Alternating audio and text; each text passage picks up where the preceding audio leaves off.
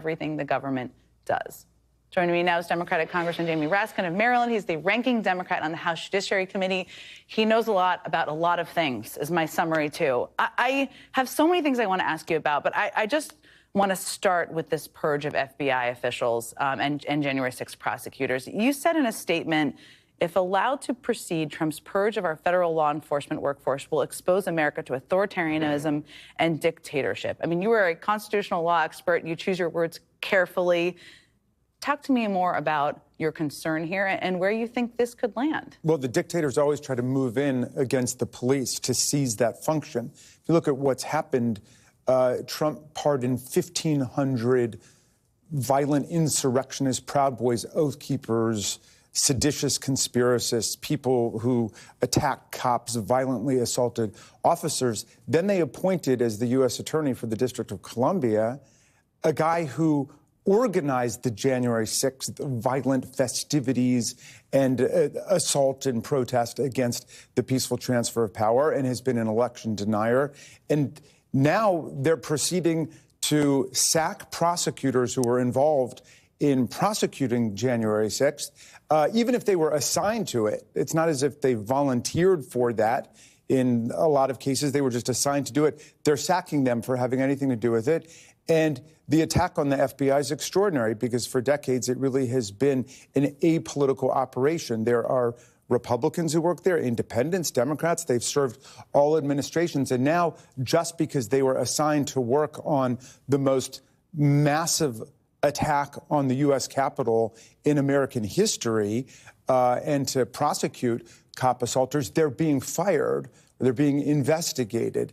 And so there's this mass purge taking place, obviously coming from the top. What they're overriding and what we're standing on in the first wave of this is the civil service protections that people have. You know, even at the FBI, people have to have a due process administrative hearing before they're fired. Nobody in the civil service can be fired because of political reasons. That's the whole reason we have a civil service. The civil service exists so people aren't fired for political reasons. And the only justification being given for any of these firings, whether we're talking about prosecutors, FBI agents, people in other agencies, is we feel like you can't get with the president's program. You can't serve him. Of course, they haven't been given a chance. So these are apolitical, professional civil service people. They've not been given the chance. They're just essentially accused of guilt by association for doing their jobs before.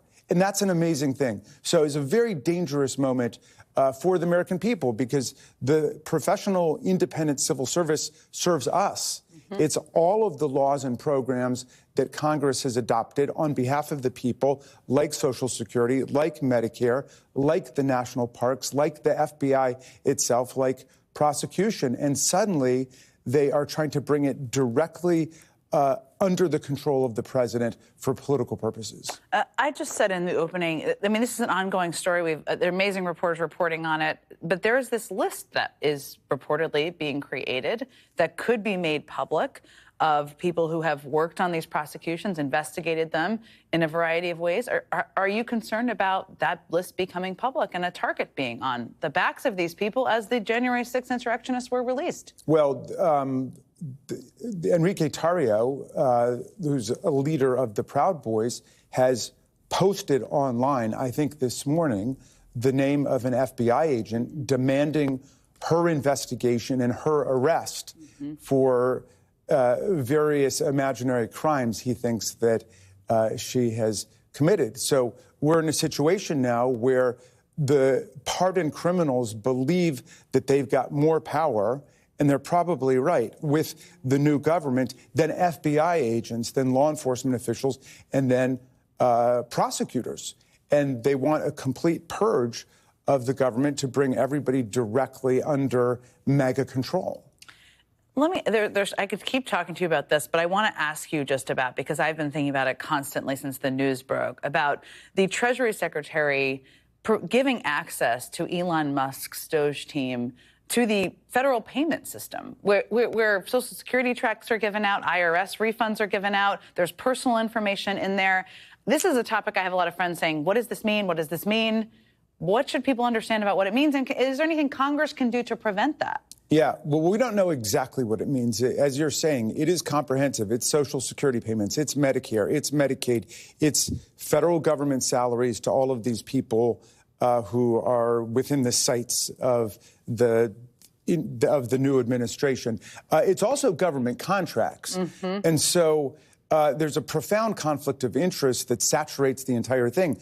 You have Elon Musk, who himself receives billions of dollars in government contracts, now seizing control over the payment systems to government contractors, including himself, including potential rivals, including potential friends. And what could go wrong, right? Well, we don't know that this is happening, but he could, having access, they could cancel contracts in there, and they could up their contract. And there's also, that's not legal, but there are decisions they could make in that system. We don't know exactly what the motivation is. They have ousted a long-term Treasury employee who is specialized in just supervising this program, and they've gotten rid of him because he stands in the way of their total and lawless control over the financial machinery of the government.